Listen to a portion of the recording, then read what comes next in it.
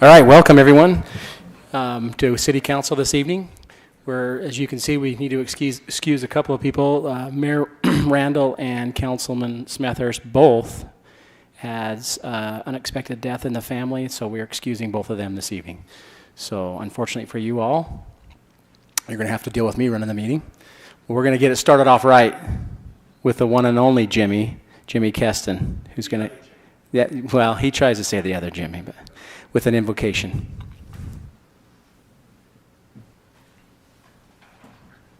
Thank you, Jimmy, and what a joy to be with you again, and we will certainly keep Mayor Randall and Brian in prayer as their families are gathered, and let's open this meeting in prayer.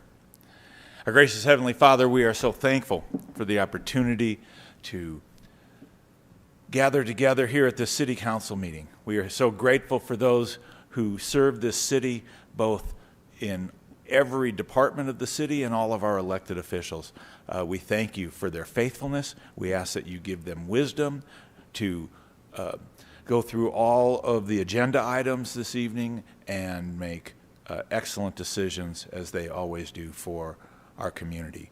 We ask for your blessing upon the business of this council and your hand of protection and blessing, as always, upon St. George and our surrounding communities. In Jesus' name we pray. Amen. Amen. Thank you, Jimmy. I've asked Councilman MacArthur to lead us in the pledge.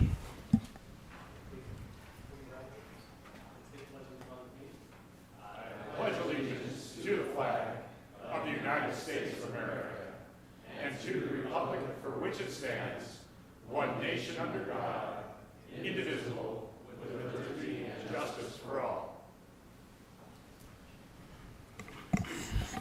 Excellent. Absolutely. Special thanks to Councilperson Larkin for appearing on behalf of Mayor Randall at the Crop Walk, as the Interfaith Council held its annual Crop Walk and raised a considerable amount of money. We don't have final numbers yet for both world hunger and hunger here at the local level. The Interfaith Council is been doing this for several years, and it's just so great when we get a turnout from the city and support from the city. And I've been told, I was not able to be there Saturday, but I was told that Danielle did an amazing job on behalf of the city, and reports have been coming in that her words were really impactful to the people who were there. And so thank you for that. And if I don't see you before the new year, we expect to be back in the Tabernacle for prayer over the city, and we would encourage you all to be with us noon on New Year's Day, which is a Saturday this year, at the Historic Tabernacle for prayer over the city. Thank you for that moment. Well, thank you, Jimmy, and I hope that happens, so we'll be there. Okay, and with that, we don't have any other pre-agenda items, so are there any changes to the agenda, Adam? None that I'm aware of. Perfect. Okay, with that then, let's get right into the consent calendar. Yes, Council, any items that you'd like to pull off the consent calendar, we'd be happy to take questions on those, but these are all within budget. They are in compliance with all city regulations and standards. We recommend approval. Council, are there any issues on there you want to talk about individually, or? I reviewed all of them. If you're ready for a motion. Certainly. Okay. I'll make a motion that we approve the consent calendar as presented. Second. We have a motion by Danielle, or Councilwoman Larkin, Danielle's I'm sorry. great. And a second by Councilman Curtis. Any discussion? All in favor, say aye. Aye. Any opposed? Motion carries. Item 2 is a public hearing and consideration of approval of an amendment to the program year 2021, fiscal year 2022 annual action plan for our Cdbg grant program. Charlene is going to provide the background. Good evening, Council. How are you? All right, so this is a public hearing for an amendment to the program year 2021, fiscal year 2022 annual action plan for the Cdbg program. The 2021 AAP was approved by the Council on June 3rd, 2021. This is an amendment to that plan to remove projects that will not be pursued during the program year and to include projects that can be pursued. Notable changes are within the public facilities category and removal of the acquisition activity. The public comment period for the amendment was held from October 17th to November 17th, and staff did not receive any comments. So I gave you an updated version of the plan that was in your packet, and that is what's shown on the screen right now. The main areas were simply that there were some additional labor and material costs for some of the projects. We can go into a little bit more detail about the reasons for that if you have any questions.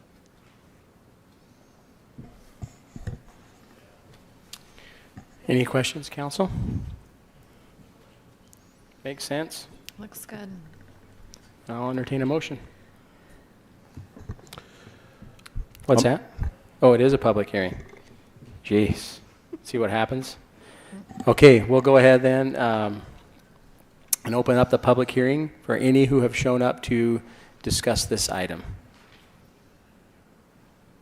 Seeing none, I'll go ahead and close the public hearing and now come back to you, council, for your action.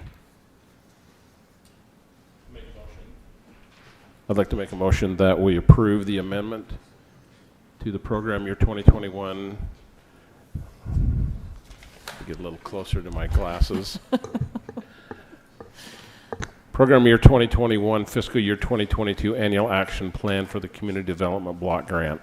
Second. Perfect. We have a motion by Vardell, a second by Greg. Any discussion on the motion? All in favor, say aye. Aye. Any opposed? Motion carries.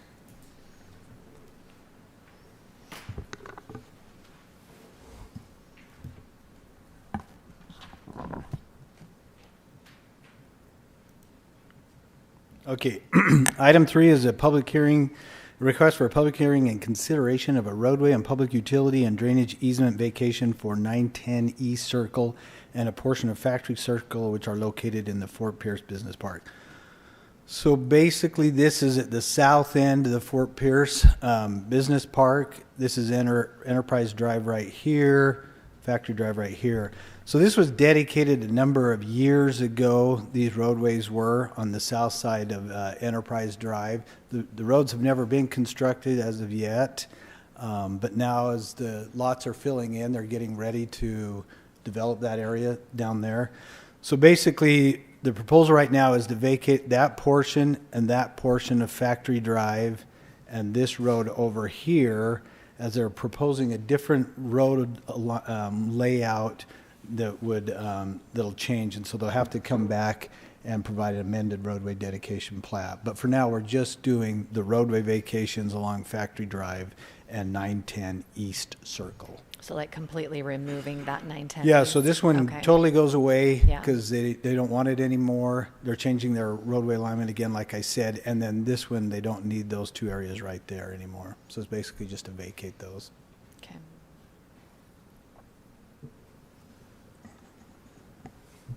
Any questions? Okay, this is a public hearing as well. So I'll go ahead and open up the public hearing for any who have come to discuss this item. Seeing none, I'll close the public hearing and come back to you, council.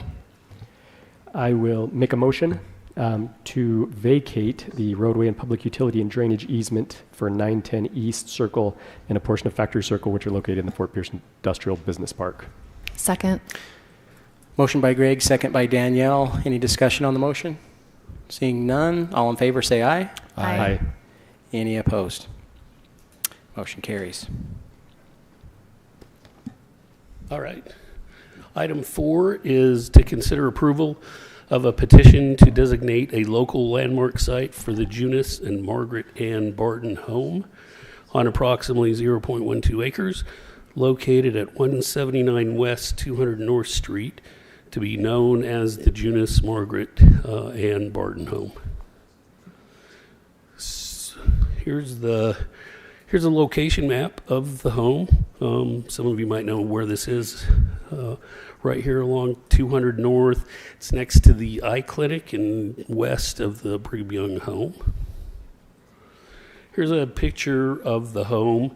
after it was built in 1950, and then another picture in 2003. You can kind of see that there hasn't been many alterations, if any. And then this is a picture of the homes at stands today. You can see they're re-landscaping the front yard, and it looks like they've done some updates. Another picture. And here's a picture from the rear. Here's a couple pictures of the inside of the home, of the main floor. And then this is a picture of the attic. There's a bedroom and a bathroom up there. And then a picture of the basement where they have a small apartment. So in order to become a landmark, you have to meet certain criteria. They have to meet all these three criteria, A, B, and C, which they do meet. The home is located in St. George.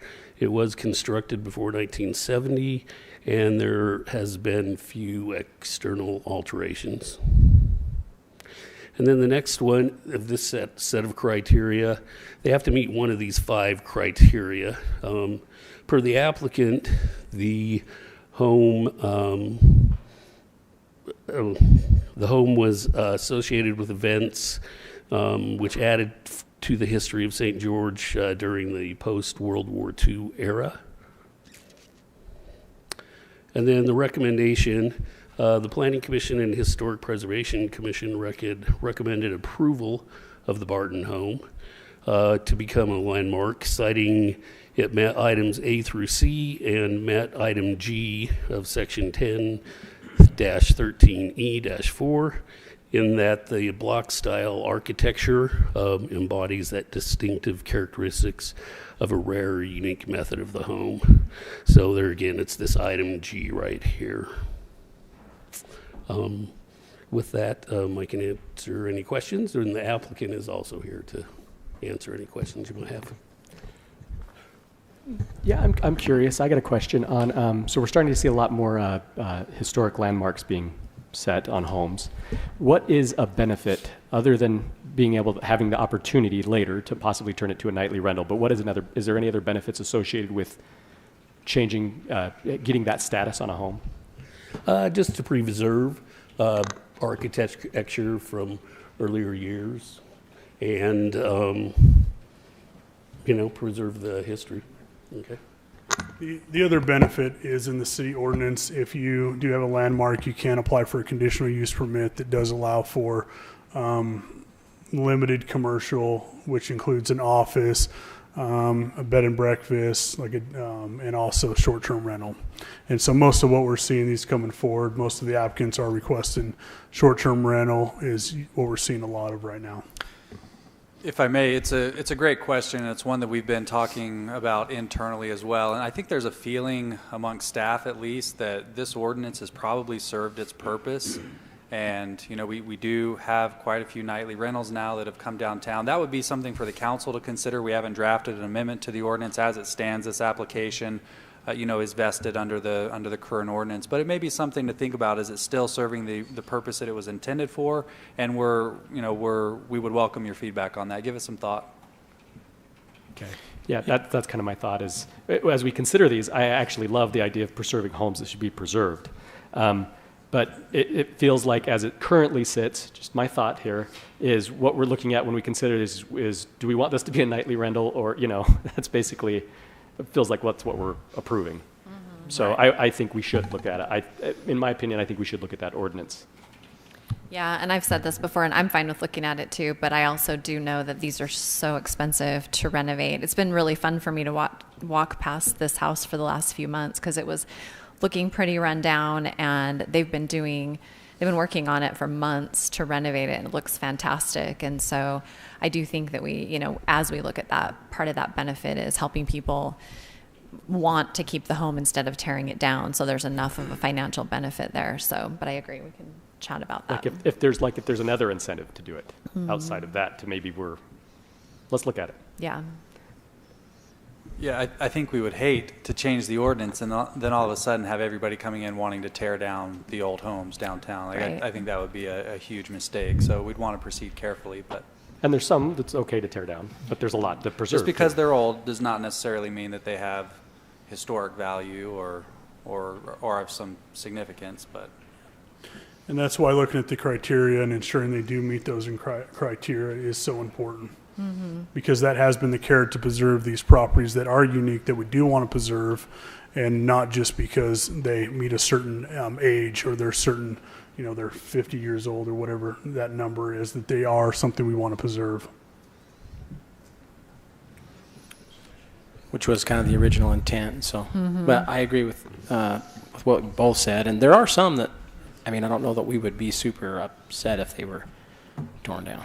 So, yeah, we should look at that. I agree. Anyways, back to this application. Is there any other discussion or?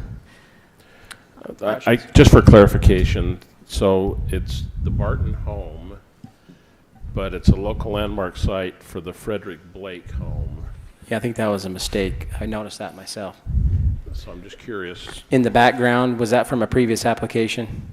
It must have been. Under background information, it talks I about think it was the, just a mistake. because Yeah, we did make a landmark site out of the Frederick Blake home. Yes. Yeah, sometime previous. Okay, thank you.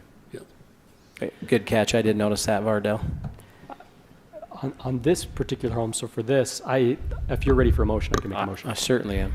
I make a motion that we approve the designation of this local landmark site for the Julius and Margaret and Barton home on approximately 0.12 acres located at 179 West 200 North Street. I'll second that. So we have a motion by Greg, a second by Danielle. Any other discussion? All in favor say aye. Aye. Any opposed? Motion carries. Thank Hey, you. just as a side note, I don't know if you guys got to see on page 220 in our packets it says painted by granddaughter Heidi Whitworth Thorley, a painting of that home. It's really great. Thanks for sharing that. Whoever put that in, probably the owner.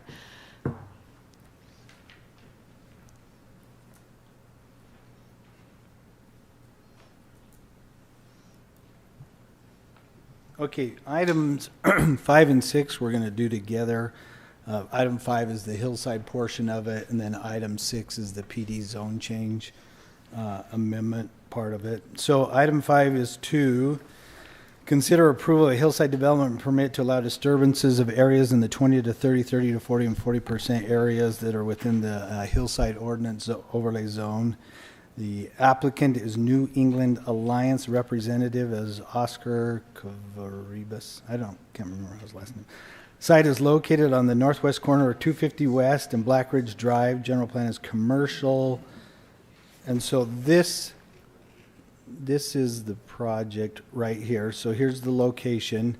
As you recall, a number of years ago, we came in and did a proposal, both a hillside and zone change amendment on that piece for the hillside, or for the proposed hotel. They're now looking at moving that hotel to this side over here and not doing it anymore on that property there. So we took it to hillside because it does, again, fall within the hillside overlay zone. Let me see if I can find the hillside. So there's this site. Again, here was the original site, and this is where they're proposing. Was that original site the one that had all the soil issues? Yeah, it did have soil issues, and as you recall, to build it, they had to build what was called a secant wall Yep. right along that face right there. All right. Okay, so now they're going to move it to here. There's your zoning. Dan will talk about that in just a minute. And I don't see anything else that showed up in Carol's presentation.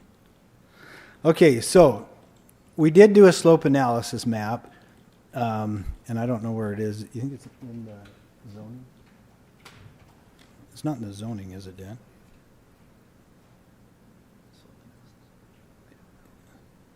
I doubt it. That's okay. So they did a slope analysis of this site. There were portions of the area of the site that were in, that exceeded the 20 to 30, 30 to 40, and above 40. However, when we got out there on site, it was determined that the site was pretty much disturbed. And so the Hillside Committee looked at it and said, Yeah, and our recommendation is this can be disturbed and developed. We're not really looking at slope analysis, as they made the determination that all the slope was man-made now and had completely been disturbed. And so that was their recommendation as we talked about that. Wes, can I ask you a question about that? Yeah. So it says in AGEC's report that the fill slopes should be graded by overbuilding. So it sounded like you have to, like if you're going to put in fill, you have to go beyond and then compact backwards, the way I was reading it. Does that mean that they're going to go into more slope than even I think has been disturbed already? And Wayne can address that better than I can, but I think what he's talking about is you have to provide additional fill, right? So for the overburden? Yeah.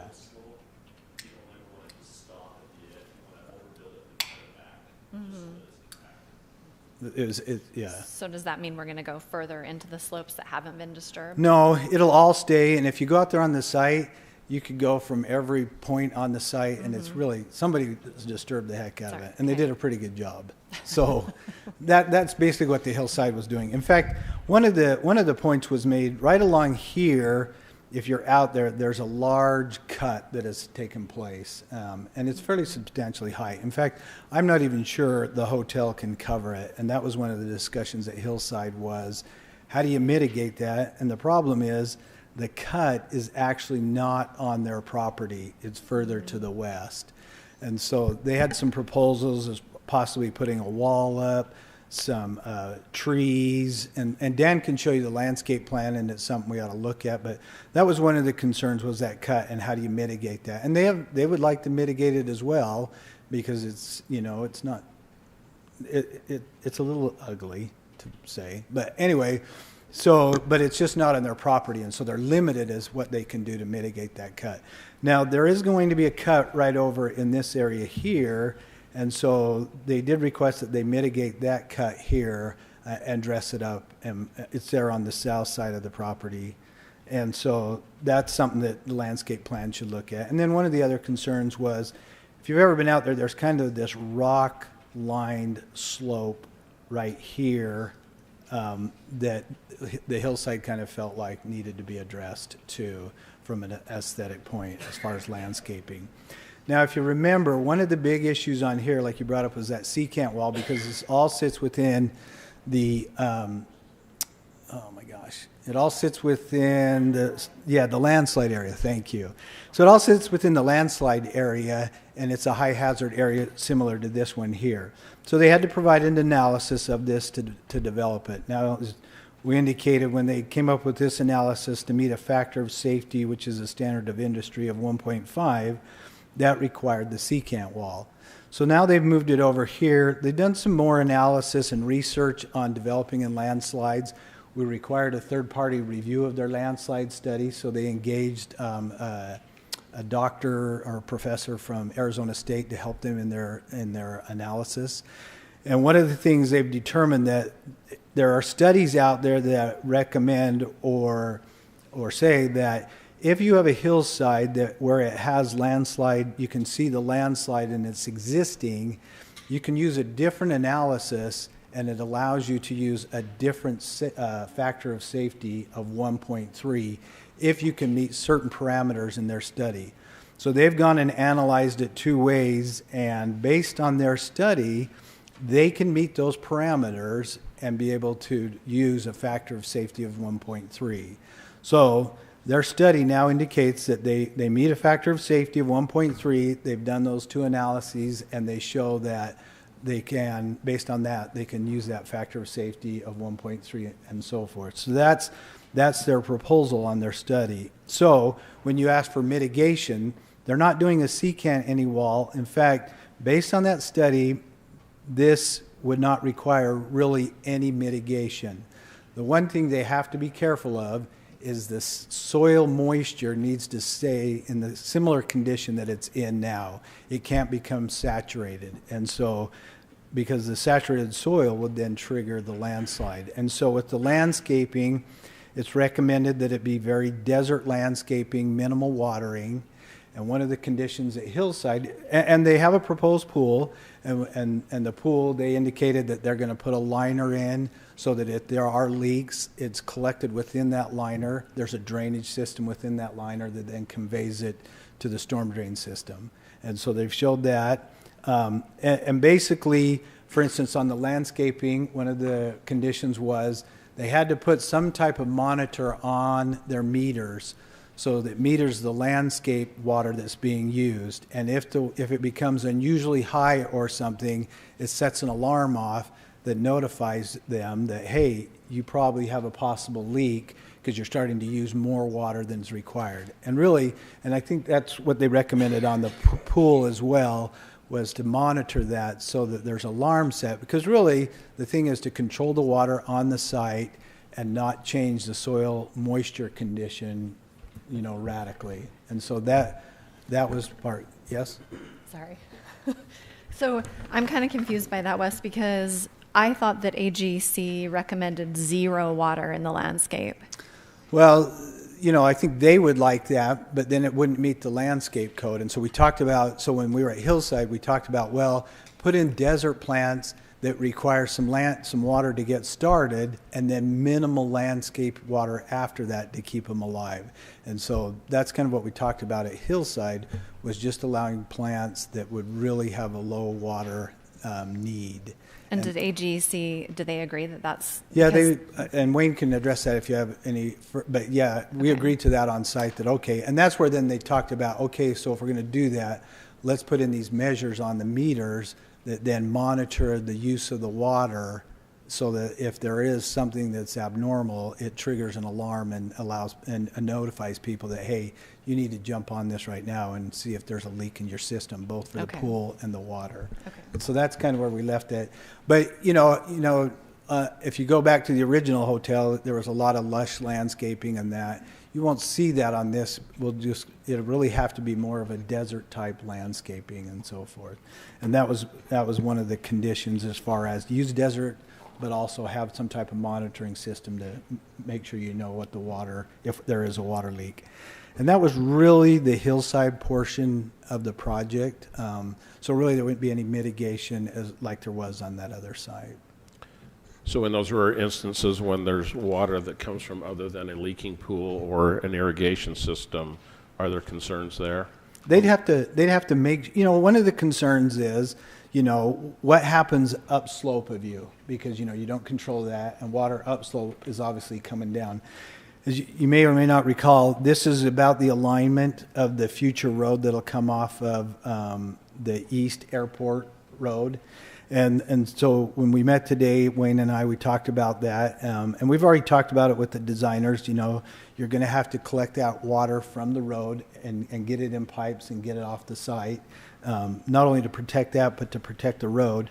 But also, as Wayne and I talked, the upside of your road, you'll have water coming off the hillside down into that road, and we'll put some type of borrow ditch along that road. But we need to collect that water and get it in the pipes, not only to protect the road, because the road's going to be built on this landslide area, but also to protect any development downstream of that. So that's something we'll have to address as we go forward. But that's one of the concerns, is to make sure that you're not getting any water that's coming onto the site from upslope of the property. Yeah. I want to make a comment, but first I want to say, Councilman Hughes, I just want to declare that I have a little bit of a conflict with this before I make a comment, because I was an agent involved with the sale of this property. That's the extent of it. So I just wanted to disclose that before I make any comments. I've spoken with council of the city, and they say it's okay for me to make comments and vote on this. I just wanted to disclose that I was associated there. That's my association.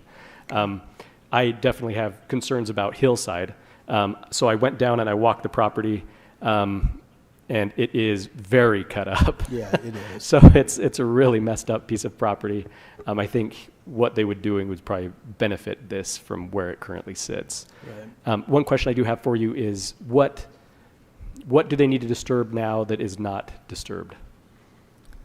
Really, maybe just this slope over here, and that may even be disturbed. I mean, like you indicated, yeah, it's pretty well disturbed out. I mean. Yeah.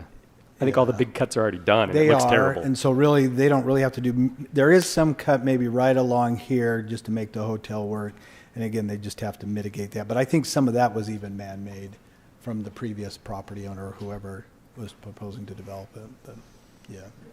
I have a few questions. Are you done, Greg? The other thing is, I think, I just make the comment that, this hotel has to cost $40-50 million, something that big with that type of mitigation being done. I don't think that they'd enter into this. Oh, well, I guess we're just going to Hillside. Yeah. So maybe we don't need to touch that. But I think they would definitely be very concerned and do everything they could to mitigate anything if they're putting that type of expensive property on it. So I think that, I think they would do everything to protect their interests. So I think they're doing everything they can. They have every incentive to do that. Okay. Yeah, so I agree with Councilman MacArthur. I mean, I think this will be awesome to have right there. I just want to make sure that we have addressed everything just to be safe. So I have a couple questions about the landslide because in reading the report, it did say, there's obviously expansive soil and bedrock, and it said it was almost guaranteed that that would create heave, is the way I read it. And so maybe Wayne could explain that to us. And then also it says, so I'm wondering if this report from Arizona State supersedes what it says in here, which is the risk of future movement needs to be recognized, potential impact, this is under landslide, of ground movement identified, appropriate consideration given to remedial measures, and then a decision made if the benefit is worth the risk. Right. So is that, do we feel like we've come to a conclusion there? Yeah, we sat down because, again, we were looking for a factor of safety of 1.5, and so we met with Wayne and his partner, Jim Nordquist of AGEC, and Jim's one that's kind of been over the study. He's been working with this professor out of ASU, and so he kind of went over and explained the parameters and why they feel like 1.3 is a factor of safety that's acceptable. And we talked it through. Yeah, and when we were in the end, we felt comfortable with their approach and how they're going about it. There is one other thing. Right over here, years ago, the city was, I think it was Black Ridge Drive, the city was improving. Back then, there was some pipe in the road that was asbestos pipe. So the pipe was actually excavated out, and for better or for worse, they took it, and I think they put most of it on here, but then they actually moved. So if you look, the city has information showing that this is where there was an asbestos cell and there was buried asbestos pipe. So on that project, they took the pipe, broke it up somewhat, and buried it. The other one is down where Black Ridge Drive ties into Auto Mall Drive, down at the other end. And so right down there in the roadway itself, there is an asbestos cell there as well. And so we had them, we notified them, and they were aware of it. And so Wayne has gone out with his company, AGC, and they've done test pits in about 12 to 15 locations on the site to see if they could find the asbestos cell, how much asbestos pipe is there, because nobody really had any knowledge of how much it was. Anyway, he's done his test pits. In all of his test pits, I think he said he did 12, and they found 10 fragments of asbestos pipe. They had somebody, an environmentalist on the site as they went through this and did this. They found about 10 pieces of pipe that remain within those test pits that they found. They took those. They've obviously taken those, the environmentalist, and so based on their recommendation, the environmental individuals said that this really wasn't an asbestos cell. It's actually not on the state registry. The one down on the south end of Black Ridge Drive, it is on the state's registry, but this one is not. So when we met with Wayne, we indicated that we'd like something in writing from the state recognizing that this is not an asbestos cell, and and based on what their environmental engineer said and the study that they provided is adequate to be able to develop the site. So we'll be looking for that as part of the development of the site. So my final question for you, Wes, is are we going to require then that during design review that they have construction observation? Because AGEC's report does say, like, if anything changes at all, they have to reevaluate. So are they going to be observed by geologists throughout this process? Yeah, so on any site, a commercial project, we require a final grading report in the end that basically indicates all the compaction tests that were done and that everything, followed what they did. And so I would expect that final grading report to also address any of those issues too at the end, that, hey, this was built per plan. We're comfortable that it'll meet the factor of safety of 1.3, and they have followed our recommendations. We would look for that in that final grading report so that we have that on file in case, the property ever sells to another individual. We can provide that and show them that AGC did do their construction review of the site. Yeah. Okay, so I guess I just have one more question too. In all of your recommendations, we're basically recommending that the site is completely impermeable. Yes? Impermeable? Yeah, right? Like nothing, that's our recommendation. That's why we're saying that they have to have the monitors. Well, it's not going to be that it's impermeable. It's just that you need to keep the moisture about the same percentage that it is right now in this area. And so, it needs, you can't come in and flood the site. You got to, it's kind of like what happened behind the hotel just further up the road there, Green Gate or whatever that was. That was kind of a localized landslide, but it was all triggered because of the water that was leaking from the pipes and so forth. And so that's the big culprit here is water. They need to keep track of it and make sure that it isn't saturating the ground and triggering some type of landslide. So it wouldn't be impermeable. It's just that the site needs to be monitored as far as its moisture content. Maybe we could hear from Wayne if he's willing, because I thought it said in his report that it needed to be required to be impermeable.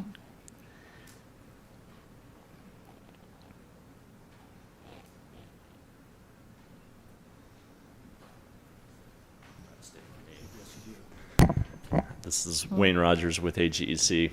Know most of you. As far as the question right there, Danielle, there's the impermeability part is pretty much there with the clay soils anyway. The problem we have with clay soils is, and it's the same thing as what happened at the airport with the runway. And we actually used the same expert that we used on this site out at the airport too. Sandra Houston was involved in that with us as a consultant. That's how we knew her and got involved with her. And so if we pond water anywhere on site and it starts to just migrate through the soil that's clay, so it sucks the water down. That's what we want to avoid. Right now, the site is such that it doesn't drain very well. So we drilled one of our holes right in where the low spot is, where water ponds during every storm. And it was the wettest hole of all of them in the upper part.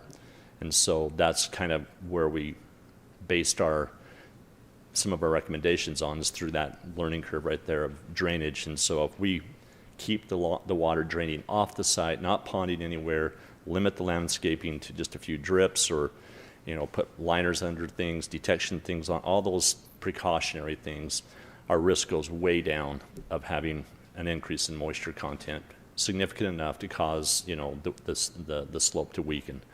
And so that's pretty much impermeable. With the new low impact development studies that you have to do now for drainage, the act that was put in about a year and a half ago, usually you're supposed to now with the new studies put everything on site and keep it there at least 80%. And we recommended not to do that. And so we're working with the city on the drainage on that and trying to figure out how to just do the old fashioned way of detaining it and then sending it off as it was before, because it just doesn't make sense to do, put water back in the ground. And so that's probably maybe where the impermeable comment came from. Might have been part of what we call the lid requirements. Yeah. So. Thank you. Does that help? Yeah. Any other questions on that while I'm up here? You guys have any other questions for Wayne? I think I got to ask all mine. Thank you. Okay. Thank you.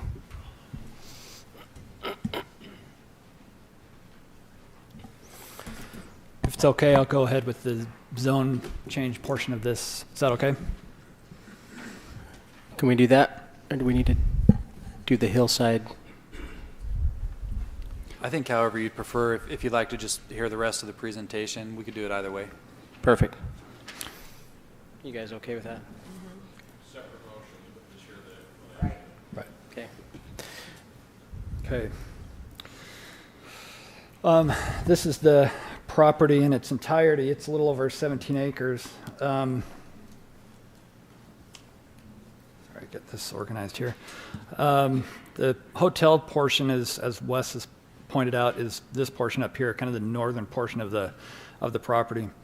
Most of the property is commercial in its land use designation, and the bulk of it is also PD, so a PDC. So it's a commercial designation. There is a little bit right here that is R110, and that's part of the site that the hotel will occupy. So that is part of the proposal is to change that from R110 to the PD designation so that it's all consistent throughout. Right there.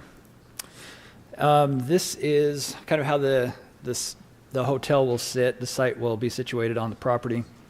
Access from 250 West here. And this is a closer look at the site. As far as their parking goes, I guess we could start there. They're proposing 146 units. The code requires that there's one parking stall for every, I shouldn't say unit, I should say hotel room.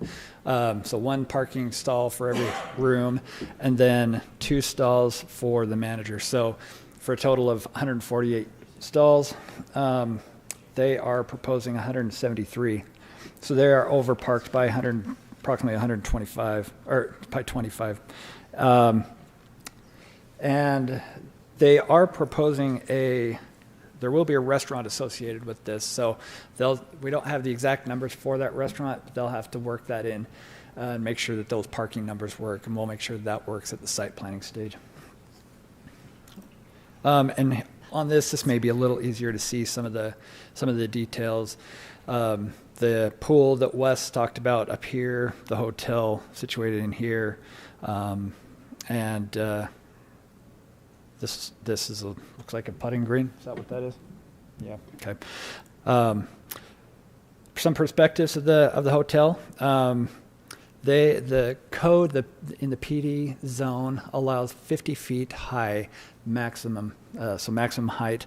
They are proposing 5-story building. On one side, it's 5 stories. On the other side, it's between 3 and 4, just because of the slope of the property. Oops. Sorry, I'm going through this little. Here we go. So as it averages out, it'd be 63 feet. The PD zone does allow you to approve a higher height than the 50 feet that's the cap in that zone. So they are asking for that increase in height to 63 feet. That is the maximum that it would be. So 5 stories on the one side, between 3 and 4 on the other. And you can see that reflected in these drawings. I want to go back just really quickly. This is a look at the landscaping, and the landscaping is important on this site for a lot of the reasons that Wes just stated. We want to be careful that we're using drought-tolerant, low water usage type plantings on the site, again, just to make sure that those water levels are where they need to be. So as we go through the site plan, we will work with the applicant to make sure that they are using drought-tolerant and low water usage plantings as well. Some renderings. One of the things that staff was concerned with, and also the Planning Commission as well, and it's reflected in a condition, are just some of the materials and some of the colors. Up against the red rocks in this image, it looks pretty nice, but of course, when you get out there, you know you don't have these red rocks right there. So, so there is a little bit of concern with that.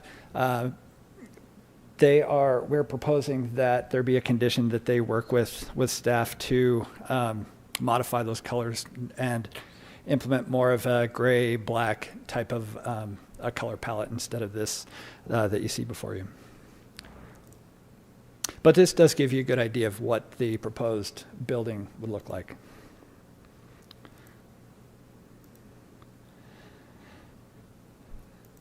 And then these were finally the conditions that were placed on it. Again, going down to 5 and 6, the applicant will work with staff on the landscape plan, so I noted that. And then finally, the applicant will work with staff on the color palette using blacks and grays to blend with the surrounding hillside. So with that, the Planning Commission did recommend approval of both this and the hillside. If you have any further questions, I'm happy to answer those, or if you have further hillside questions, Wes can jump in on those as well.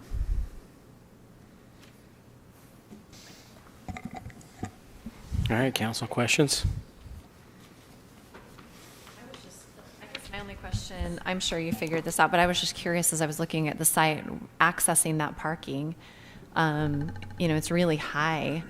How are they going to make the road, get the roadway in there to access? And are they going to have a southern access, or will they just only have that access that's like it's just behind the one, right? Maverick? Yeah, it's just the one access. Do you want to talk about that? Just like the eastern access, but no southern access.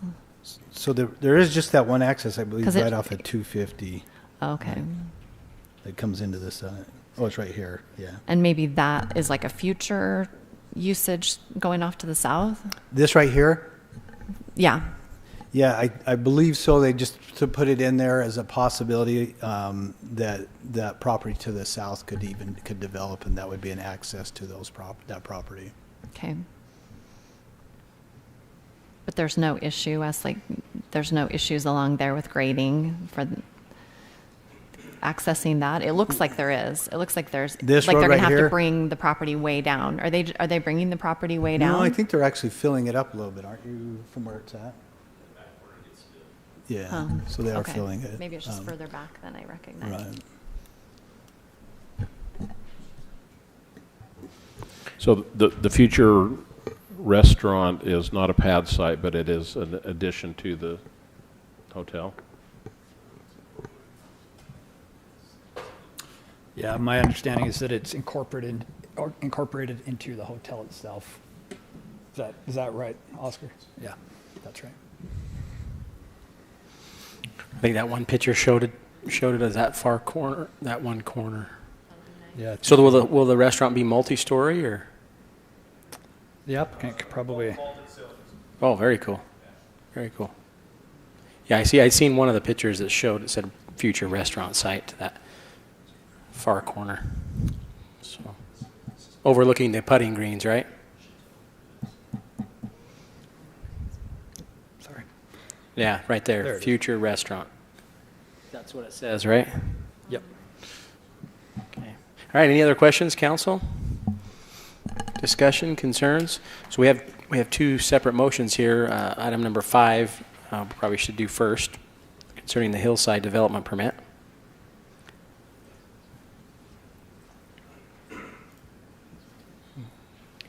I'm open to a motion. I think due to the nature of the disturbance that already exists there, this looks like perhaps an opportunity to clean some of that mess up. And so I'd make a motion that we approve the hillside development permit to allow disturbance of areas in the 20 to 30%, 30 to 40%, and 40% and above slope areas on approximately 16.47 acres, generally located at the northwest corner of Black Ridge Drive and 250 West Street, to be known as the Black Ridge Hotel. I have a question about the motion.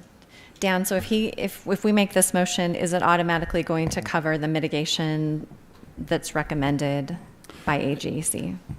If you probably want to incorporate that. Okay. That might be a better legal question, but probably want to incorporate that into your motion. Yep, I would also include all the mitigating notations from the AGEC report to be included in that motion. Thank you. I'll second. Perfect. So we have a motion by Vardell, a second by Danielle. Any other discussion on the motion? All in favor say aye. Aye. Aye. Any opposed? Perfect. Thank you. Very good point there. Number 6. We're doing two things here, correct? So I'll entertain a motion on number 6.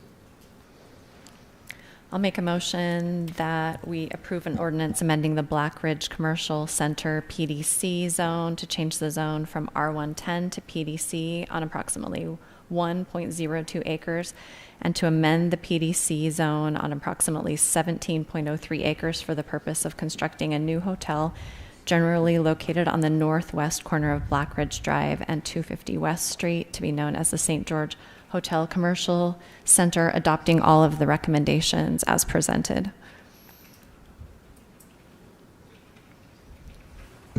Second. We have a motion by Danielle, a second by Vardell. Any other discussion on the motion?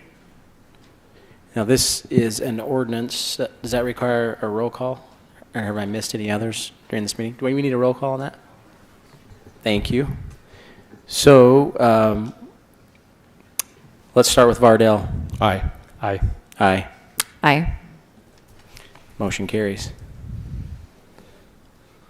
Sorry, this gets confusing sometimes when you have to try to keep it going and vote too. I mean, jeez, chewing gum and rubbing my belly or whatever. Thank you. Okay, item 7 is consider approval of an ordinance amending the Tonnequint Center PDC Plan Development Commercial Zone for an office building to be known as the Onset Financial Building on approximately 3.11 acres located at the southeast corner of Dixie Drive and Silicon Way. So here we can see the aerial view, the location of the property. You have Dixie Drive right here.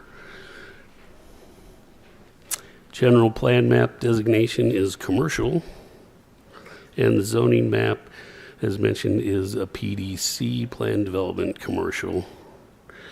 Here's the site plan for the proposed building. You can see Dixie Drive here, kind of sits back on the farther back on the property, with the access to the property here on the north of the lot. Some elevations. Here's the west elevation of the proposed building, and then the north elevation and the south elevation. Here's a picture of the materials board. One thing to point out, this yellow piece of wood here is not really the actual color. When I took the photo, it changed the color kind of. But if you look at the picture in the right-hand corner, you can kind of see more of what the color will be. And so one thing to note, since Planning Commission recommended approval, staff has discussed about the possibility of gaining access to the trail located along the river. So we are proposing that a condition be added to the approval that the access easement is granted to the city on the north end of Lot 2 to access that trail for maintenance and upkeep if needed. And with that, I can answer any questions. And the applicant is here if you have anything for them. Council, you have questions? It's an interesting looking building. I know, I like it. It's really neat. It kind of has that overhang look like there's one right on the freeway up by Lehigh. Yeah. The Adobe building. Kind of. Yeah, that one. Yep. Any questions for Comment. staff, the applicant? Yeah, go ahead. Comment is it fits the zone, it fits what we're doing in the area, so I think it fits really well. Yeah, me too. Perfect. And I guess with that, Councilman Hughes, if you're ready, I could make a motion on I that. am. I make a motion that we approve an ordinance amending the Tonnequint Center PDC zone for an office building to be known as Onset Financial Building on approximately 3.11 acres located at the southwest corner of Dixie Drive and Silicon Way, including providing an access for the city to the trail system. Perfect. Second. Ooh. You got it. All right. We'll go with motion by Greg and a second by Vardell. Any other discussion? This is an ordinance as well, so we'll start with Danielle. Aye. Aye. Aye. Aye. Motion carries. All right, number 8.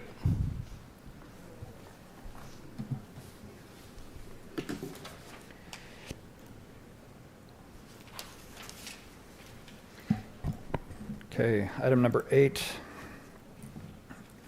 is to consider approval of an ordinance changing the zoning from R110 to R18 on approximately 35.65 acres. I'll show you the location here. You can see Gap Canyon Parkway along here. This is where it ends if you take the road and where it dead ends. This is it at that intersection, 1790 West. And so if you go straight west of there, about a quarter mile or so, that is where the property begins. There's a substation here just on the east side of this this planned area. That's the location. Land use map calls for low density residential for the most part, a little bit of open space, which we'll review at the time of the plat.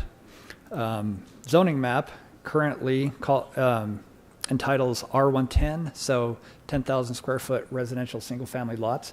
That's what they're entitled to at the moment. They are asking that that be changed to R18. That would accommodate an approximately 132 lot subdivision in there, is what they are thinking they will propose.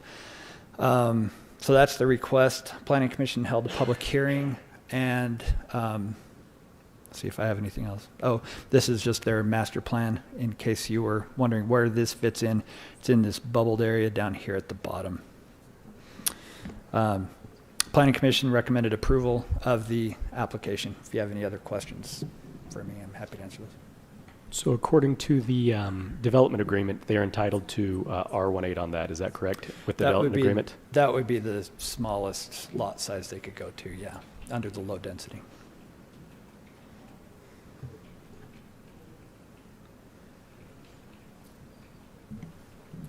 They initially thought they would ask for R17, but that wouldn't fit under that category. That would boost them up to the next one. So, Any other questions? Is there a unit count that's guaranteed on that site, or? Not necessarily. Not a unit count on the site. The unit count is for the overall Davario master plan, but not for that specific site. They are proposing, like I said, 132. We haven't seen the plat. Plat hasn't been applied for. They need to have the zoning in place first. But what they indicated to me is that they would be asking for approximately 132 unit single family.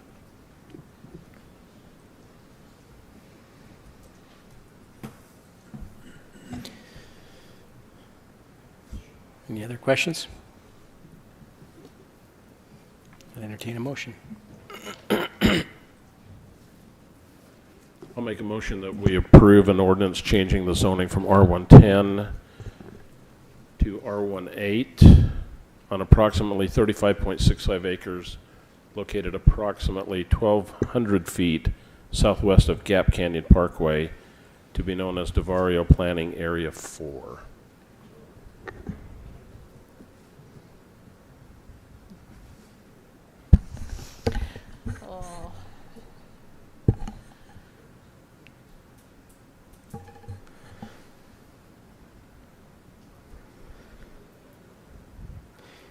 Do we have a second? And if Can we... you second? And I don't think, no, I don't know, can I? But before I second, I'm curious if there's some additional discussion here. I'm wondering what the concerns are.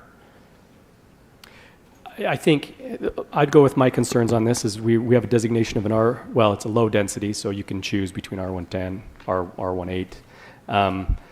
This is an area where we've just seen so much density go in and so many things in this natural area. So if it's not required because we've been following the requirements in this area, then, it might be nice to see something a little less dense. That's the thought. I don't know, Yeah. Danielle, what you think? Yeah.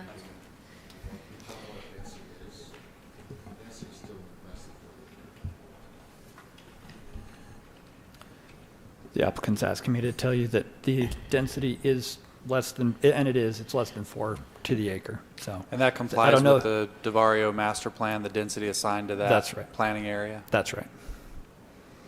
So I think council, based on the approved Davario master plan and the planning areas that are in place, I do believe that the proposal would comply with what the city's already approved. Okay. So we do have a motion, but currently we don't have a second. I'm just thinking of what may occur here. I don't know. We have a conundrum that may occur without the mayor to be a... Actually, I'm ready to vote. It's fine. You can go forward with the vote. okay. I'm going to go ahead and make them to second the motion. So we have a motion by Vardell, a second by Jimmy, and this is an ordinance, correct?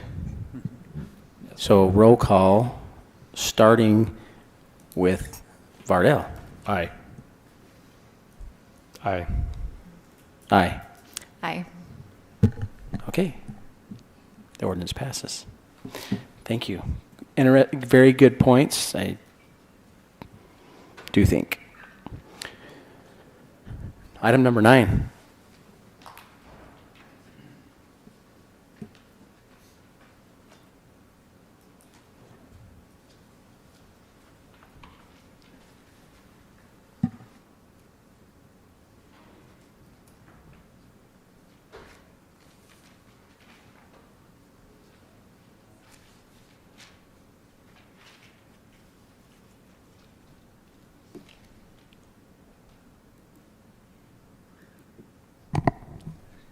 Okay, let me make sure I got the right one.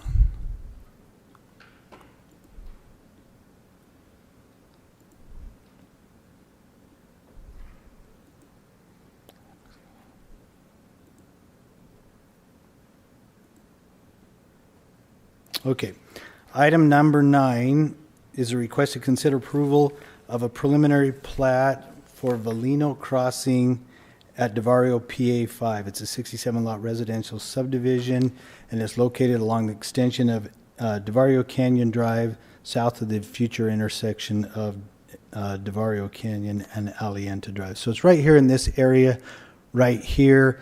You may remember we went out on site, stood right here, and we looked at PA 6 and what was going on there, and then this is Gap Canyon Wash right there. So it kind of locates yourself. There is a wash here. You can see right here, this is to be open space, and this is to be open space, obviously, as to allow the washes to come down through there. So this is the proposal of their layout right here, with Davario Canyon Drive being constructed right here. There is in the agreement between Davario and the city along the wash. You may recall on the north side there's a 100-foot setback to the property lines that are part of PA 6. On the south side there is a 50-foot setback to the property line from Gap Canyon Wash, and that's the ridge line. As I've looked at this on the city's website and so forth, and you look at the contours, it looks to me like they're closer than 50 feet to that ridge line. The ridge line's never really been established. That's just what the agreement says. I'm not sure what the anticipation was. I've talked to Mark and discussed that with him. He indicates that he thinks that may be correct too.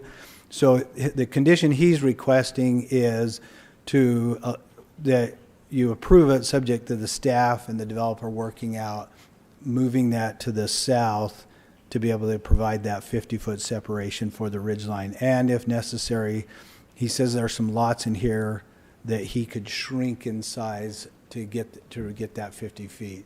So as we discussed, he and I did, staff would require him to go out here, stake what he considers as the ridge line, or they call it in the agreement it's called the top flat line or something like that. I've never heard that. What is it? Cliff line setback, yeah. It's not something we use. We use the ridge line. But anyways, that we would meet out there. They would stake what they consider that cliff line is. We would look at them and adjust it as we feel is required. But that's the request of the condition that staff, he worked with staff as far as defining that and making sure that it's 50-foot setback, which most likely would push it just a little further to the south within these areas here, which they're allowed to adjust that line on that open space area in certain of those areas. Wes, what about the trail, Zen Trail? So there will be a trail through here and then a future trail through here as well. And then they'll also be able to get that wash through here. The Gap Canyon wash, they'll put a culvert which will also act as a pedestrian crossing.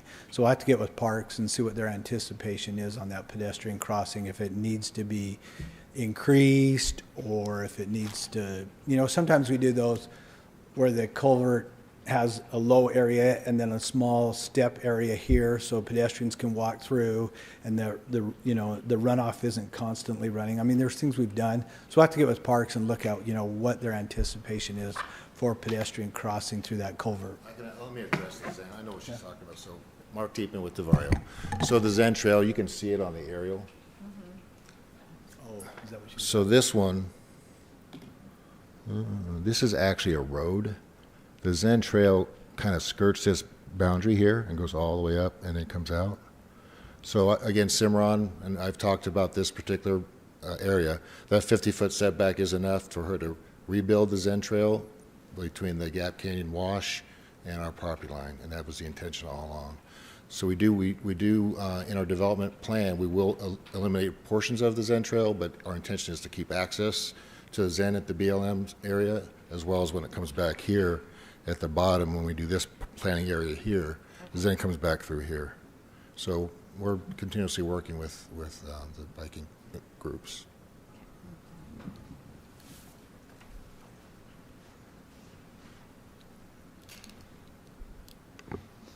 So I got a question for you. Just curious, why is there the discrepancy between setbacks, the 50 on the south and the 100 on the north? You'd have to address that. So when we did this project years ago with Parks and Rec and Hillside and planning staff, the other side is the active side, the park, everybody parks and does their rock climbing. So there was a desire to have a better setback on that side. Again, on this side, there's very little vehicular access. It's just the Zen Trail. So the 50-foot was agreed to. I see. Okay.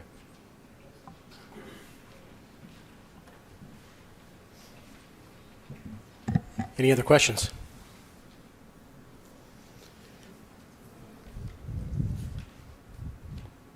If there are none, I'll entertain a motion.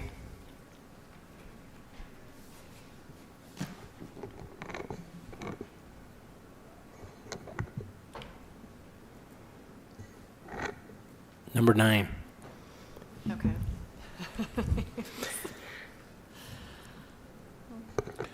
I'll make a motion that we approve the preliminary plat for Velino Crossing at Davario, a 67-lot residential subdivision located along the extension of Davario Canyon Drive, south of the future intersection of Davario Canyon Drive and Alienta Drive within the Davario development. Councilman Curtis, will you consider adding to your motion that a stipulation is that the Zen Trail is continued along that setback? Because currently the way that they have this plat sitting, it basically is right over the top of the Zen Trail, so that commitment is met, that the trail will continue and connect. Yes, absolutely. So what she said, the Okay. Zen Trail be included as part of the motion. Thanks. And I'd also just add that he worked with staff as far as to meet out there. They're going to define what they think is the ridge line. Staff will meet them out there, and we'll work with them on that. And then that will establish the 50-foot setback line. Okay, thank you. Thanks. I'll second. Okay, we have a motion by Vardell, a second by Danielle. And just one other thing, we'll make the Zen Trail improvements as part of the subdivision improvements, or at least establish the alignment and so forth. Okay. Perfect. We're all okay with that, with the Yes. first and the second? Okay. All right, so we have a first and a second. All in favor, say aye. Aye. Any opposed? Motion carries. Thank you. Okay, what item is this? Item 10 is a request to consider approval of preliminary plat for a 3-lot commercial subdivision called Rimrock Commercial Center Office Condominium. Site is located at 234 South, 1470 East. Property is 2.61 acres. Density is not applicable. Zoning C2. So basically, this is 1470 East right here. Here is 170 South. So here's the hotel. Here's the Marriott. I can't remember what this hotel is. So it's this lot right here. They already have one building permit underway on the lot right there. And basically, what they want to do now is condominiumize these 3 parcels. And so these 2 have not started development yet, but 3 buildings here that would then become condominiums with common area throughout the site. So that's basically their preliminary plat, is to create a condominium plat with 3 pads and common area. These are medical offices, is that right? Yeah. Right now, I know the first one is for sure, yeah. Comment is, I think it fits in the area. I think they've done a good job there. Councilman Hughes, if you're ready for a motion. I am ready. I'll make a motion that we approve the preliminary plat for Rimrock Commercial Center Office Condominium, a 3-lot commercial subdivision located at 234 South, 1470 East. Second. We have a motion by Greg, a second by Danielle. Any further discussion? Seeing none, all in favor say aye. Aye. Any opposed? Motion carries. Okay, the next time is a request to approve a preliminary plat for an 8-lot commercial subdivision called River Crossing Phase 1, site located at the southeast corner of the intersection of River Road and 14 South. Property is 12 acres. The zoning is PDC. So you recently saw this come forward when they presented the PDC out there on that parcel. Here's 1450 South to the north, River Road to the west, kind of the conceptual layout of the site. And so they'll be creating these parcels right here, right there. They do have to, you can see right there is a 27-inch sewer main that they'll have to relocate and put through their site. The wastewater department's looked at it. They feel comfortable right now that it will stay within these parking areas where that's what they require as far as their sewer mains. But we'll have to work with them as they go forward and develop each of these sites.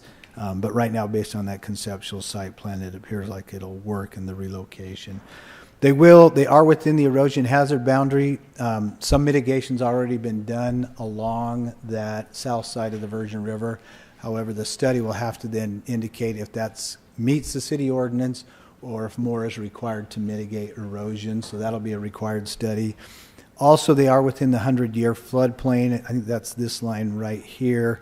I think only this lot is outside of it.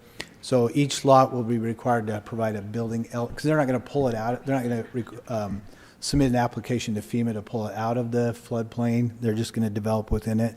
So each lot would be required to provide an elevation certificate that the finished floor elevation of the pad is at least 1 foot above the base flood elevation. That's good, because we've seen this sit underwater. Yeah. So I'll just have a moat. Yeah, a boat.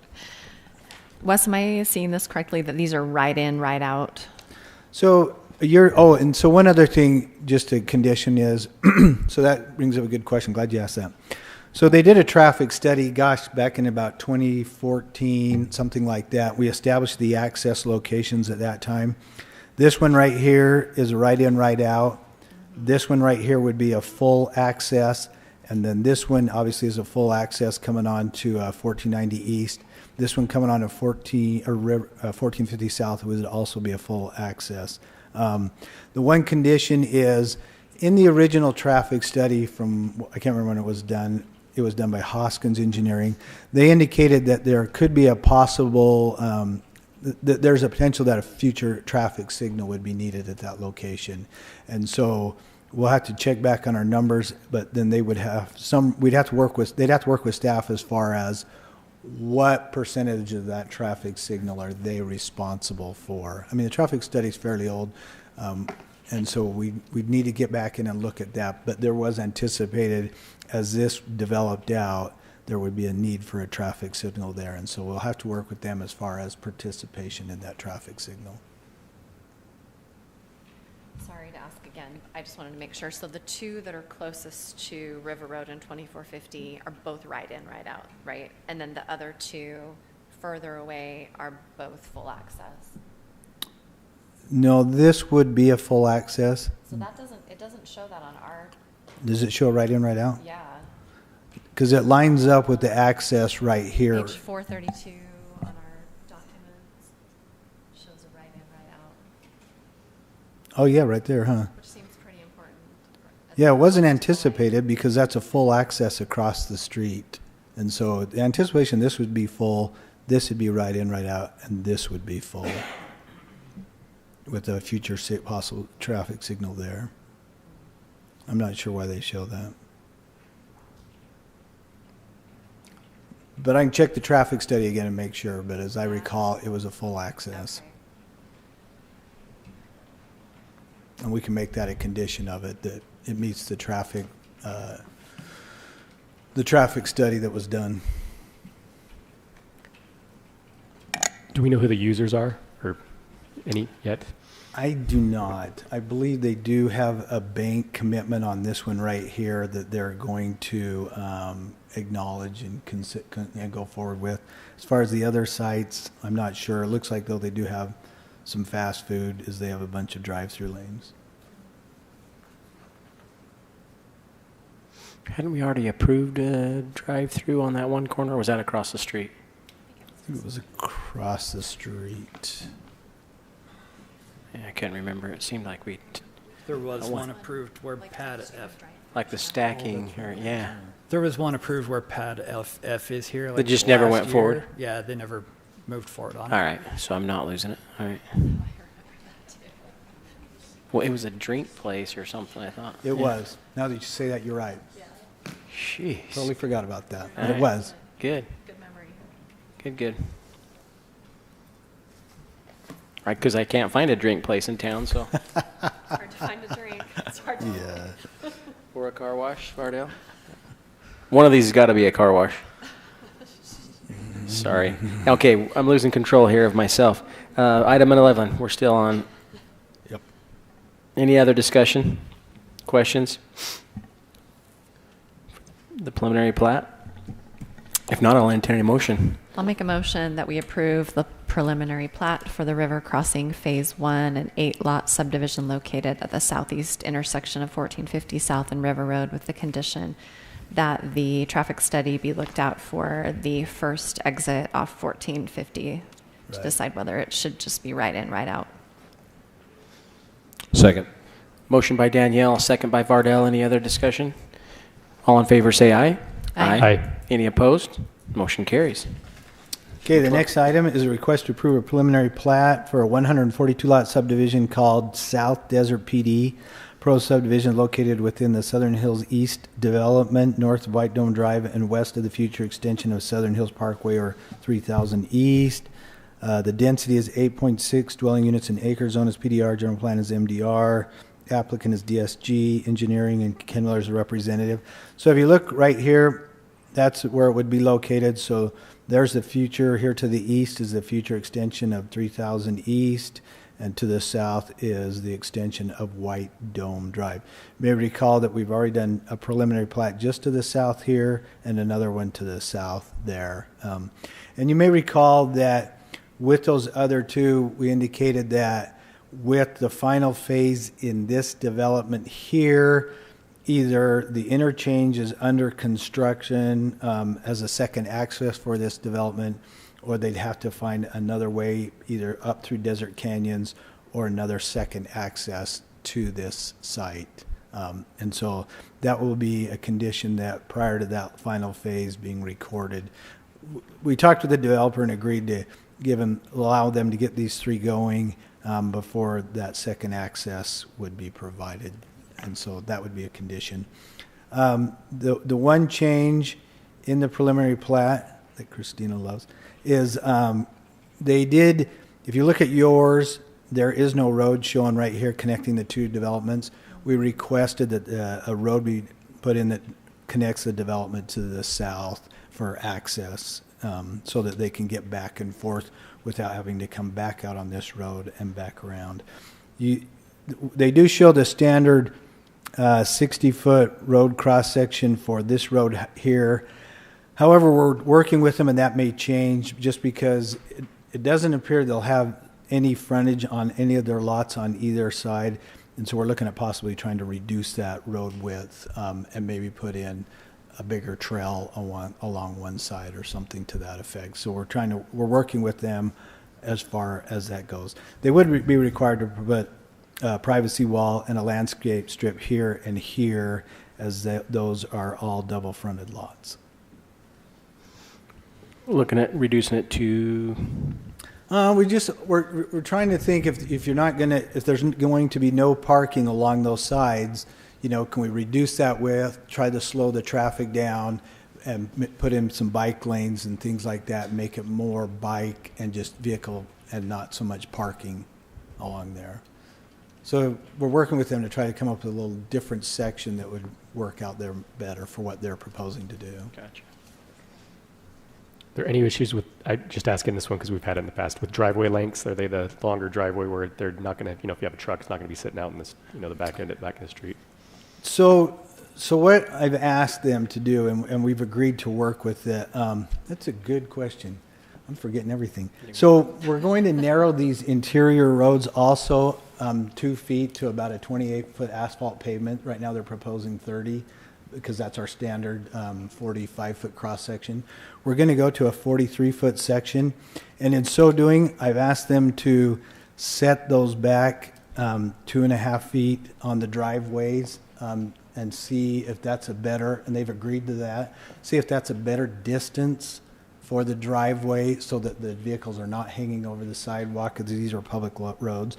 They've agreed to do that and kind of see if that would work better for a setback to those, and they've agreed to that. So it's not the longer driveways, we're just trying to mitigate having the shorter driveways.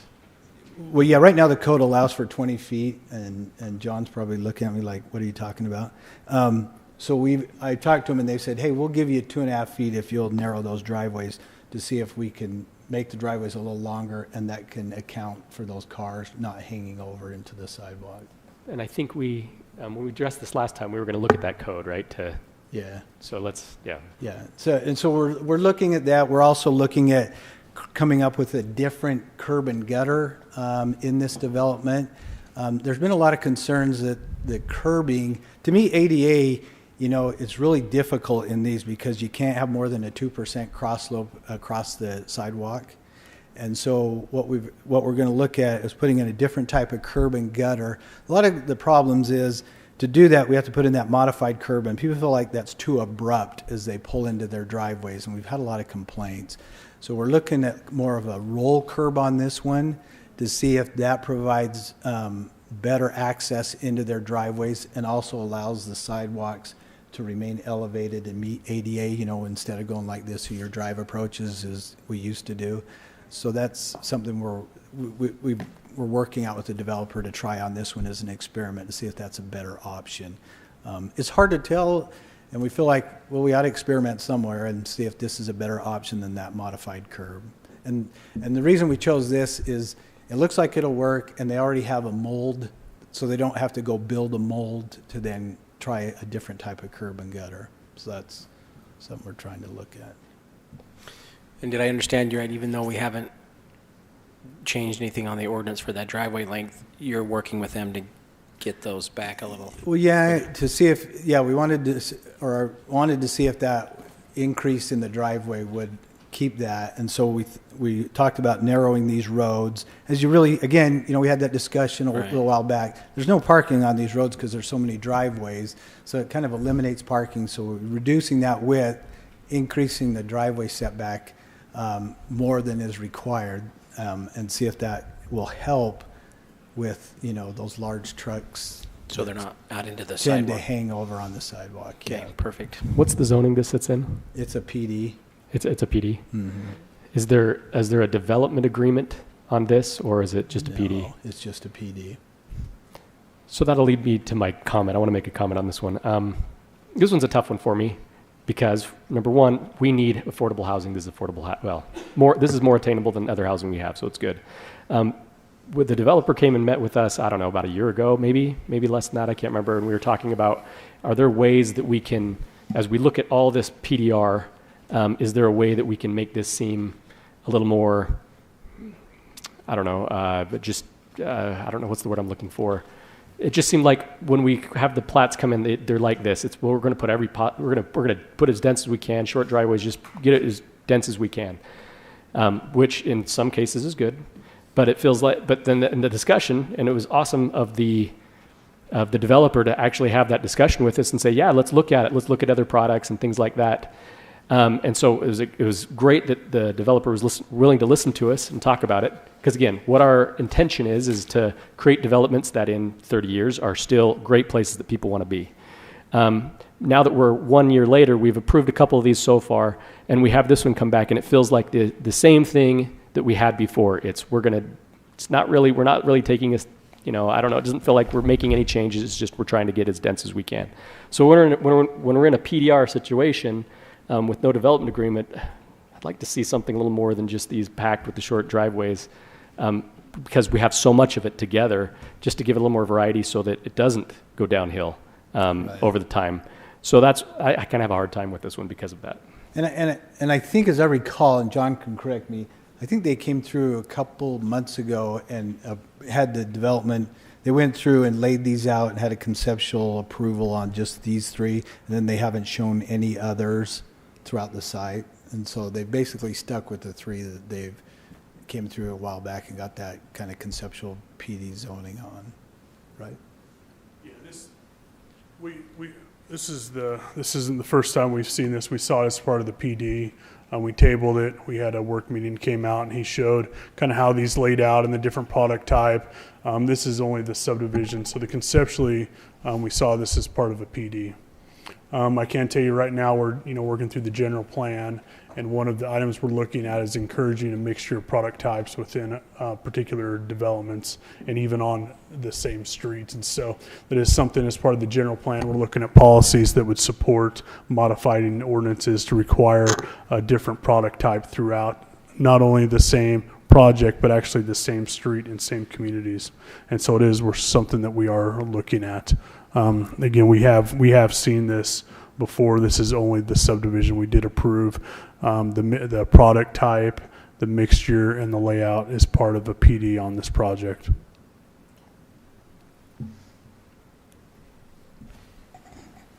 So if I heard you correctly, and I do agree with what Greg was saying, that we're not going to see 5 or 6 more of these just like this, or we are going to.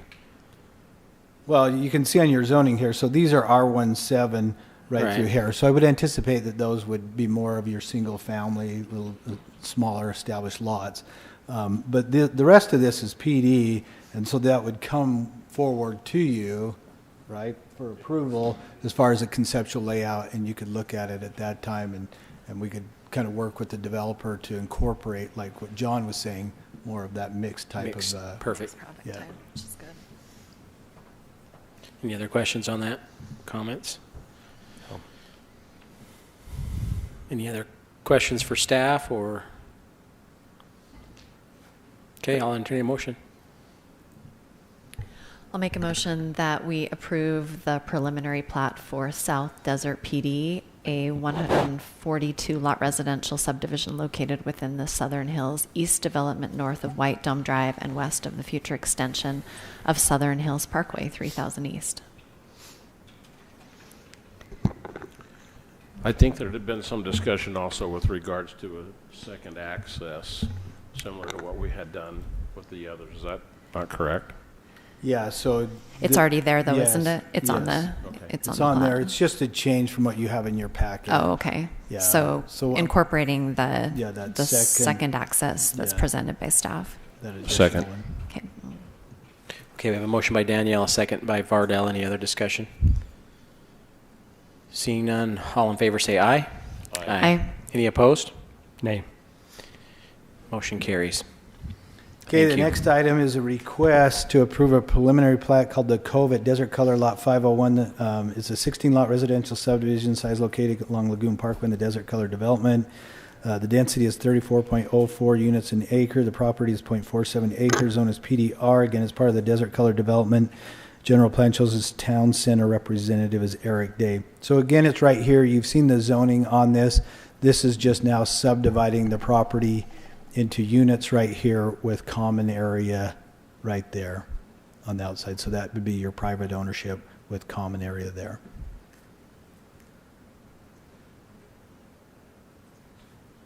Any questions? No. Concerns? A motion?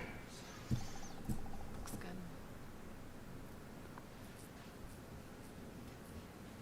Item number 13.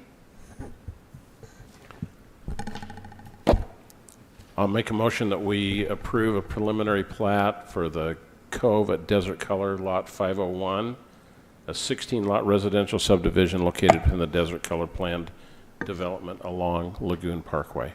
Second. A motion by Vardell, a second by Danielle. Any other discussion? Seeing none, all in favor say aye. Aye. Aye. Any opposed? Motion carries. Okay, the next time is a request to approve a preliminary plat for a 14-lot residential subdivision called the Park at Temple View. Probably, they're looking at changing that name because it kind of matched that zoning, as you may recall, that was further to the north, so it may change. This is to approve a preliminary plat for a 14-lot residential subdivision size located on the southeast corner of the intersection of 3000 East and 1450 South. Property is 12.8 acres. Density is 2.81 dwelling units an acre. Zoning is R110. General plan is LDR. This is Suburban Land Reserve, owns the property, and representative tonight here's Roland Johnson. So here's the site right there. 1450 South, as you know, is to the north and is being constructed right there. And then 3000 East is to the west of the site. So there's that. So this is the layout of the subdivision here in the 14 lots. They will have double fronted lots here and here that will require the privacy wall and the landscape strip. These are minor arterial streets. So either the developer will be required to create an HOA to maintain those landscape strips, or the city, they will request that the city, and then the city will have to determine if they would like to take them. We usually don't take them unless they are on minor arterials, and if it makes sense, we'll get with the Parks Department and see if they feel like that, or if an HOA should take those and maintain those. They also have this lot right here, this road right here to the far east. It's lot 10, I think. You can see how the curb line comes out like that. It doesn't provide the minimum 25 feet. They do own the property to the east. It's in the county. They've indicated that they would possibly just dedicate an easement for now over that additional right-of-way. It'd be in the county. We'll have to work with them on that and see if we can make that work. And I think, and then the only interesting thing on this is these two lots right here, right there off of 1450 South as you enter the site, lot 1 and 14, their driveway accesses are coming off of this road. They'll have a large median landscaped right here. So if you exit lot 1, you'll have to go to the south and then come back up to the north to get out on 1450. Same with lot 14, would have to come in on the west side of the road, loop around and come in here. Their driveways would need to be located along the very south portion of their properties as to provide adequate distance from that intersection of those two streets right there. So Wes, everything south of this is all like the temple grounds, right? Yeah, everything from here down to 1580 is the temple grounds. You are correct. Yeah.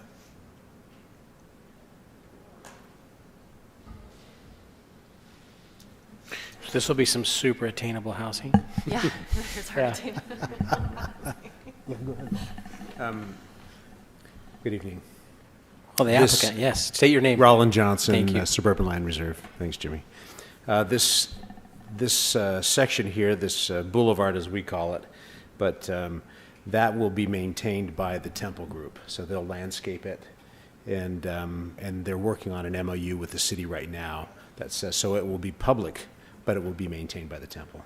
Oh, cool. So, anyway. Yeah, I totally forgot about that, but that's right. So There's- we'll have to work an agreement out with them that they maintain that, but it's within a public right-of-way. We have a lot of other medians if you want to maintain those as well. I've seen the way they maintain them. We have asked them to do lots of pretty flowers. Thank you for that clarification. Any other questions, concerns? Councilman, I'll make a motion that we approve the preliminary plat for the park at Temple View, a 14-lot residential subdivision located at the southeast corner of the intersection of 1450 South and 3000 East. Second. Motion by Greg, second by Danielle. Any further discussion? All in favor, say aye. Aye. Any opposed? Motion carries. 15. Item number 15 is, forgot my agenda. This is to revise Title 10, 13A1 as it pertains to the construction of roads in the hillside. Recognize that there may be times where it may be necessary for public roads to be built and may not be able to meet all the technical standards in the hillside ordinance. So staff is proposing some conditions so that if a road can meet these conditions, then they would not have to meet all of the hillside regulations.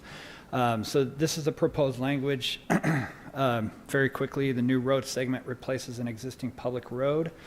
That the existing road or connecting intersection is projected to have traffic movement or intersection level of service failures that will significantly impact existing facilities.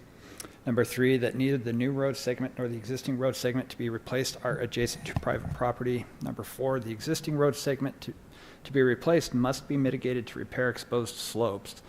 Mitigation shall include recontouring of any disturbed slope and revegetation, and then allowance for a public trail or pedestrian access. And then number 5, the overall level of service of the surrounding street network will be improved by the construction of the new road segment and elimination of the existing road segment. So those are the conditions that a road in the hillside would have to meet in order to qualify for this exemption from the hillside. That said, the Planning Commission looked at these and they felt comfortable with it. They did suggest that that number 3 be stricken, and just to give it a little bit more broad application. Staff still feels like that would be applicable, just to kind of keep it a lot more narrow in scope. We don't want this to become the norm. It would be in a more extreme circumstances. So staff is recommending that stay in there. But overall, Planning Commission did recommend approval of the application. Sorry, I don't know that I fully understood that part. Okay. So what's the catalyst for, I know we've had some discussion before about roads in hillside zones, but what issues are we running into that requires us to change that? Because I think like what you said triggered something. We don't want to make this the norm, but it feels like we're making some changes here that might make a norm that if we're trying to protect our hillsides, we might, even though we might still go ahead, maybe we should be discussing that, making sure we make the proper mitigation. But so, I don't know, that's kind of... Can I tag on to Jimmy's question? So, I mean, my additional question to that would be, is this necessary, or could we just, every time something of this nature comes up, it could just come to council because it's outside the norm, right? Kind of, yeah, that's I that guess we would what just I'm saying. review Without- those individual times that would happen. Can I jump in before you answer too? I want to tack on third. Number 3 tack on is, I think I know the reason why this is coming up. I think there's a specific reason, Pacific Road we're looking at. I'd rather discuss that than I would change the ordinance and then discuss it later. Does that make sense? Yeah, yes. The issue you have the council works within a certain window, and we have to make sure the ordinance is aligned with what the council is able to do. And so this would give the council the ability to review it as part of a hillside permit. So we can't review it beforehand and talk about, let's be I mean, let me just say directly what I think. I think this is what we're talking about is, what is it, Tech Ridge Drive or Airport Drive. There's a discussion to reroute that. And therefore, that's what's bringing this up. There are some applications, and that could be one of those. Okay. And I'd like to discuss specifically, I mean, I know there's been light mention of those type of things. I would like to discuss that whole topic in detail before we're changing ordinance on it.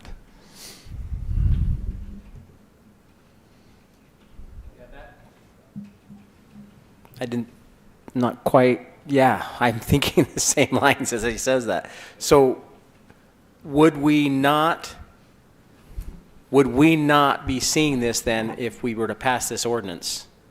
You would be seeing this as part of a hillside development permit. We would still be asked to approve it or not? You would. This would give you the ability to look at and apply these standards as part of a hillside development permit. So then it makes sense because it doesn't mean it has to be approved. It just gives us the ability to look at it. Without this, we can't look at it. We can't look at it. To me, it's outside of the ordinance. To me, it feels like we're doing it in reverse. I mean, we haven't talked about, those changes in detail. We haven't talked about reasons to make those in detail, other than because we don't have the full details. I'm surprised this is coming to us without the details. It feels like if we pass this, then this gets bundled in with everything else that we're going to look at, what comes in the future, and that would concern me. When it feels like we should be talking about these things in more detail in smaller segments. If this language would allow the city council to review it at a future date. If we did have a road that met these requirements and the ordinance, then it would come before the city council as part of a hillside development permit. If we didn't have this language and it violated the ordinance, an applicant would not be able to come forward with it because it didn't meet code. So the reality is that, so for instance, I think that the reality is that if we have roads that are currently failing and UDOT has already said they're going to fail, then this is an opportunity for us to review those roads that we know are going to fail and to find a solution to mitigate those roads. So we don't have to, but this gives us the opportunity to do it, to at least discuss it. So just my 2 cents again, and I no disrespect to the staff, but usually we've had a work meeting when we see these things and we've talked about some of this and maybe aired some of these concerns like Greg is talking about, and I kind of would like to see that myself, just speaking on just to make sure we've aired some of these concerns and talked about that. That's my 2 cents. I agree with that. I'd like to talk about this in a work meeting before we're changing ordinances for it. Just to have a discussion. It's just we haven't had discussions on things, and I find it surprising. So then it's the proper action that we motion to table? So we could. I'm assuming we could do that. That's probably what I would recommend, but you guys can make that decision.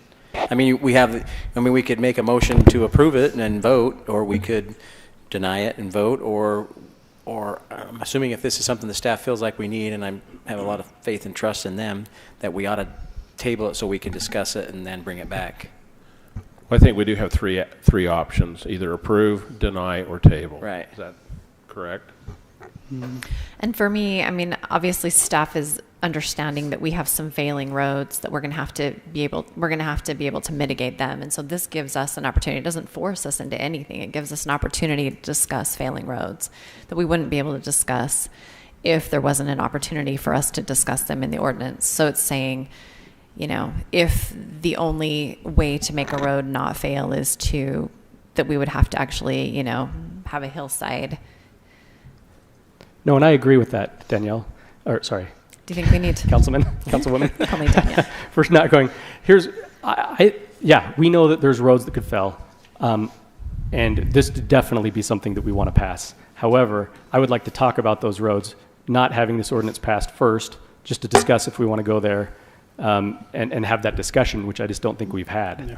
And it seems like we could do this and still have the discussion about the roads, right? Because regardless, This just gives us more opening into the future, but whether or not those roads fit into this space and whether or not we want to, have a hillside ordinance variation for those roads, we can still have that discussion. But I'm okay tabling it if you guys feel like you're not ready to go forward with this. But for me, it's just kind of giving us an opportunity to discuss something that it sounds like is exactly what you want to discuss, which is some road alterations. Typically, when we look at zoning regulation amendments, we don't look at specific properties because it applies to all the ordinances. And so we don't typically draft ordinances for one specific project. It's intended to apply across the board to all projects. I think personally, I'm going to make a motion just to move this along. I'd like to talk about it more before we do this. I know that it does apply to all projects. I know that this is pretty broad. I like the language. I'd just like to talk about specific projects before we do that, just so that we're talking about things before it's all approved or, just ready to go. Let's look at it beforehand. So I'll make a motion that we table this item number 15. I don't know, until the next time we meet, I guess. I think it's December 2nd. Or do we want to have a time to have that discussion before this comes back to city council? So do we need it for like a 3-week table so we have a work meeting in between? Yes. Do we have to designate a time frame when we table? So No. could we table it to be discussed in a work meeting, our next work meeting, and then set the date? Yeah, staff, we can look at what the schedule is and see if we can put it on a work meeting. So we can work on that. So we can leave that open-ended, Tawny. Okay. So we have a motion to table this, to table item 15 for further discussion. Second. We have a motion by Greg, a second by Vardell. Any further discussion? All in favor say aye. Aye. Any opposed? Nay. Motion carries. Thank you.